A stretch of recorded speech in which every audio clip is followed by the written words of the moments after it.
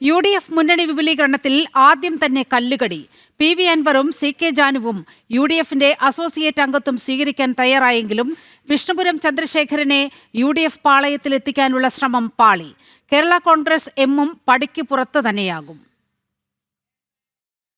PV അൻവറിന്റെ Trinamool കോൺഗ്രസിനെയും CK ജാനുവിന്റെ JRSനെയും കൂട്ടുപിടിച്ച് നിയമസഭാ തെരഞ്ഞെടുപ്പിന് മുൻപ് മുന്നണി വിപുലീകരിച്ച് ശക്തിപ്പെടുത്താനുള്ള UDFന്റെ ശ്രമം വിഷ്ണുപുരം ചന്ദ്രശേഖരനിലേക്ക് എത്തിയപ്പോൾ ചെറുതായൊന്ന് പാളി. അൻവറും CK ജാനുവും UDF അസോസിയേറ്റ് അംഗത്വം സസന്തോഷം സ്വീകരിക്കുമെന്നറിയിച്ചപ്പോൾ വിഷ്ണുപുരം ചന്ദ്രശേഖരൻ ക്ഷണം നിരസിച്ചു. പ്രതിപക്ഷ നേതാവ് VD സതീശൻ വലിയ ആത്മവിശ്വാസത്തോടെയായിരുന്നു മുന്നണി വിപുലീകരണ പ്രഖ്യാപനം നടത്തിയത്.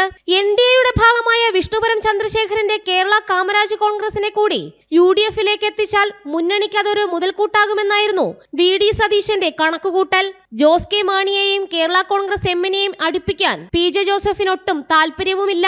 നിയമസഭാ തെരഞ്ഞെടുപ്പിന് മുന്നോടിയായി പാളയത്തിൽ തന്നെ പടയൊരുങ്ങാൻ സതീശൻ അനുവദിക്കില്ല. മുന്നണിയിലേക്ക് എടുക്കണമെന്നാവശ്യപ്പെട്ട് അപേക്ഷ ലഭിച്ചിരുന്നുവെന്ന സതീശന്റെ പ്രസ്താവന വിഷ്ണുപുരം ചന്ദ്രശേഖരൻ തള്ളിക്കളഞ്ഞതോടെ UDFനാകെ ഇത് നാണക്കേടായി. ജനം, കൊച്ചി.